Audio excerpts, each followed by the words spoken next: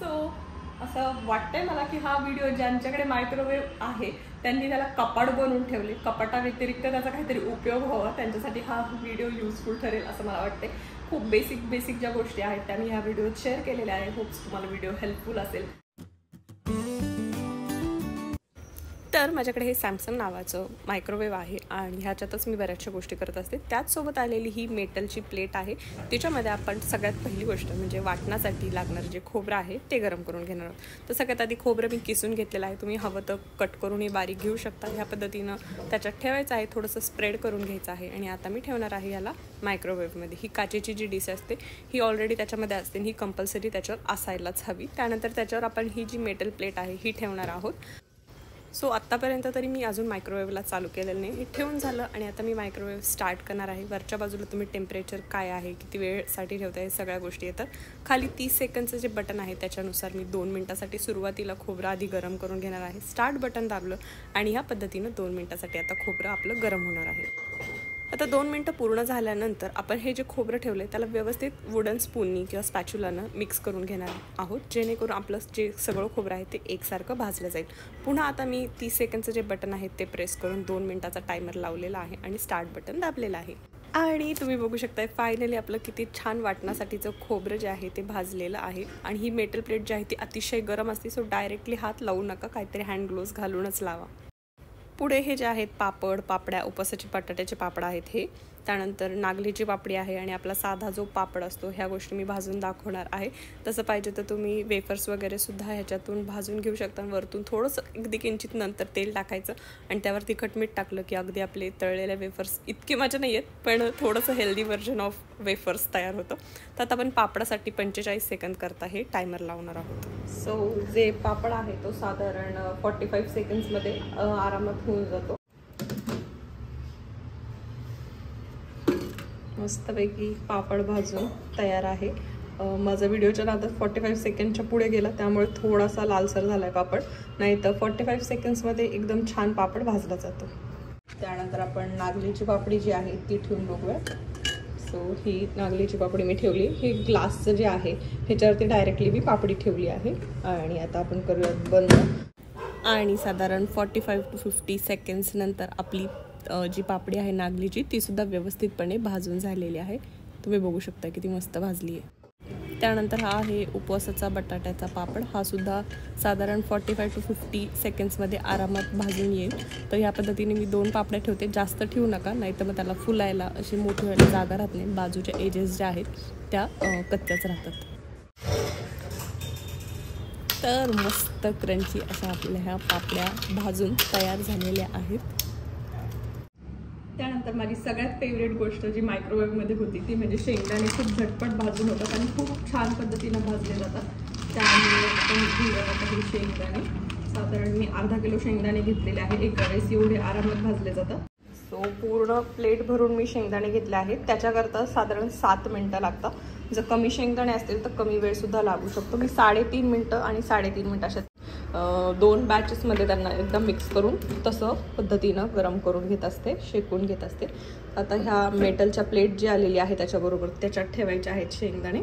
त्यानंतर आपण बंद करून पहिले लावणार आहोत 3.5 मिनटाकरता.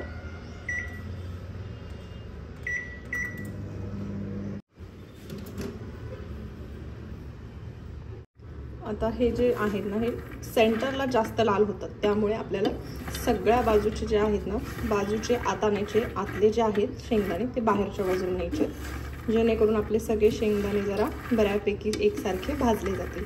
किंवा डायरेक्ट प्लेटमध्ये हात घालायचा प्रयत्न करू नका. या ठिकाणी मी वरतून बटन बंद केलं आहे, सगळं बंद केलं आहे आणि त्यानंतर हे मी मिक्स करून घेते, ते पण लाकडाच्या स्पूननं. पुन्हा आता मी 2 मिनटानंतर कसे होतात ते दाखवते आणि आपण 2 मिनटाकरता लावून घेऊया. सो अशा पद्धतीनं मायक्रोवेव्हचा मी तरी वापर करत असते. छोट्या छोट्या ज्या रोजच्या लागणाऱ्या गोष्टी आहेत जसं की खोबरं, शेंगदाणे, पापड भाजायचे असेल तर त्या सगळ्या गोष्टी इझिली होऊन जातात. आणि अगदी पापड बघितला तुम्ही न त्याच्यावर काळे डाग येताना काय होतं, मस्त छानपैकी पापड भाजला जातो. त्यानंतर जे शेंगदाणे आहेत ते गॅसवर भाजण्यापेक्षा मला हे जास्त कम्फर्टेबल वाटतं. खोबरं पण जे आहे ते तव्यावर भाजण्यापेक्षा ओव्हनमधलं मला पटकन आणि छान भाजलं गेलं असं वाटतं. आणि त्यानंतर डिंक आहे. मी तुम्हाला डिंक जो आहे आपण तुपात वगैरे तळतो तो सुद्धा मायक्रोवेव्हमध्ये खूप छान पद्धतीनं करता येतो ते दाखवणार आहे.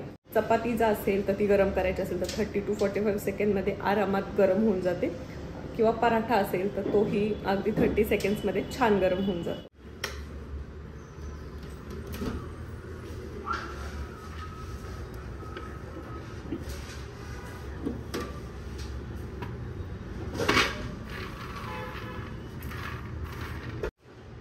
तर जोपर्यंत शेंगदाणे थोडे नॉर्मल टेम्परेचरला येत आहे तोपर्यंत आपण हा जो डिंक आहे तो आपण गरम करून तुम्हाला दाखवते मी कशा पद्धतीने खूप छान फुलतो.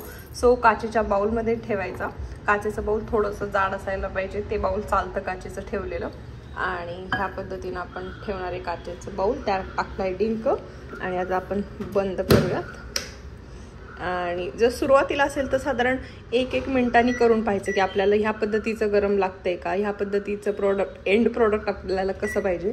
त्यामुळे मी जर टेस्टिंग जेव्हा करायचे मलाही फार भीती वाटायची मायक्रोवेव्ह वापरायचं म्हणजे की जळेल की काय, किंवा होईल का नाही त्यात, किंवा भांडे तुटतील फुटतील की काय. पण माझ्या एक्सपिरियन्सनं मी फक्त खूप बेसिक ज्या गोष्टी आहेत त्याच वापरते आणि मला वाटलं त्या तुमच्यासाठी हेल्पफुल ठरतील. त्यामुळे मी जेवढं काही आहे बेसिक पद्धतीनं मायक्रोवेव्ह वापरते. फक्त 2 बटन आहेत, स्टार्ट स्टॉप आणि 30 सेकंड्सचं टेम्परेचर वाढवायचं, तेवढ्या गोष्टी करते आणि ते मला वाटलं तुमच्यासोबत शेअर करावं, त्यामुळे हा व्हिडिओ केला. तसं मला ह्याच्यातलं कन्व्हेक्शन जो मोड आहे त्याच्यानं केक बनवता येतो ते सुद्धा जमतं, पण मी ते ह्या व्हिडिओत शेअर करत नाही. आपण खूप बेसिक असा हा व्हिडिओ ठेवूयात आणि होपसो तुम्हाला हा व्हिडिओ हेल्पफुल असेल. बघत आता आपला 1 मिनिटात डिंक कशा पद्धतीनं फुलतो आहे. तर 1 मिनिटात अशा पद्धतीचा डिंक फुलला आहे. थोडा फुलला आहे, खालचा जो आहे तो नाही फुलला. त्यामुळे आपण आता 30 सेकंड्स अजून लावून बघूयात. पण ते लावण्याआधी मी थोडंसं मिक्स करून घेतले आहेत आतला जो डिंक आहे तो. आणि आता पुन्हा 30 सेकंड करता मी लावणार आहे. स्टार्ट. सो आपण ह्यात बेसिकली 3 पण नाही 2च गोष्टींवरती खेळलेलो आहोत. हे जे 30 सेकंड्सचं आहे हे बटन आणि स्टार्टचं बटन बस. इकडे शेंगदाणे सुद्धा थोडेसे नॉर्मल झाले आहेत आता आणि तुम्ही बघू शकता किती छान पद्धतीनं शेंगदाणे भाजले गेलेले आहेत.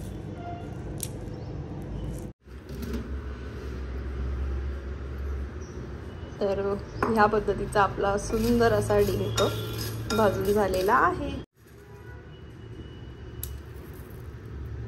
मस्त जसं आपण तुपात तेलात तळून घेतो सेम त्या पद्धतीनंच डिंक छान असा फुलतो ओव्हनमध्ये सुद्धा.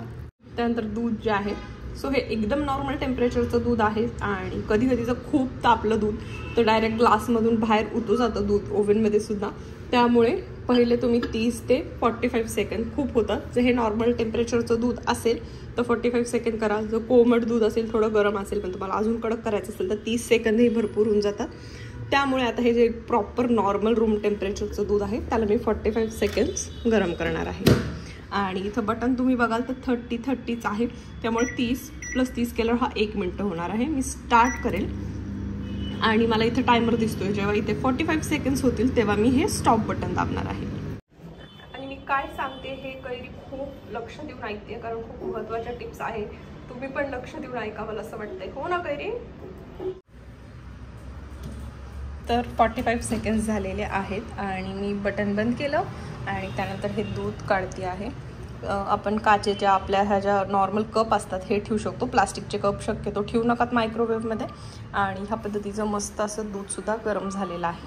भाज्या धुवून घ्यायच्या असतात उकळून वगैरे, त्या भाज्यासुद्धा ह्याच्यामध्ये छान पद्धतीने होतात. काचेचा बाऊल घ्यायचा, त्याच्यात पाणी घालायचं, आपल्याला पाहिजे त्या भाज्या, थोडंसं मीठ घालायचं आणि साधारण 3 मिनिटं जरी ठेवलं तरी त्या भाज्या खूप छान पद्धतीने ते पाणी गरम होऊन त्याच्यामध्ये जे पेस्टिसाइड्स वगैरे जे काय असेल आपल्याला धुवून व्यवस्थित घ्यायचे असेल किंवा जी मटकी असेल ती व्यवस्थित शिजण्यासाठी असं वापर करायचा असेल तर मी तेव्हासुद्धा ओव्हनचा वापर करते. आणि थोड्या पाण्यात मीठ घालायचं, त्याच्यात आपल्याला जी हवी ती भाजी घालायची, जसं की वाटाणा असेल, मटकी असेल किंवा फ्लॉवर असेल, त्या भाज्या मी सुद्धा ह्याच्यामध्ये करून घेते, उकळून घ्यायच्या असतील त्या. आणि ह्या पद्धतीने छोट्या छोट्या गोष्टी मी करत असते. गरम पाणी जर प्यायचं असेल ते सुद्धा 30 to 45 सेकंडमध्ये छान पद्धतीनं पिता येईल एवढं गरम पाणी होतं, काचेच्या ग्लासमध्ये होऊन जातं. जर व्हिडिओ आवडला असेल तर लाईक, शेअर, सबस्क्राईब करायला विसरू नका. आणि तुम्हाला माझ्या ओव्हन वापरण्याच्या गोष्टी कशा वाटल्या हे मला कमेंट सेक्शनमध्ये कळवायला अजिबात विसरू नका. आणि हो, जर 3 मिनिटात कपकेक जर करायचा असेल तो सुद्धा छान पद्धतीनं बनवता येतं. जर तुम्हाला आवडला असतील हे व्हिडिओ आणि तुम्हाला वाटत असेल मी या पद्धतीचा व्हिडिओ शेअर करावा तर मला कमेंट सेक्शनमध्ये कळवा.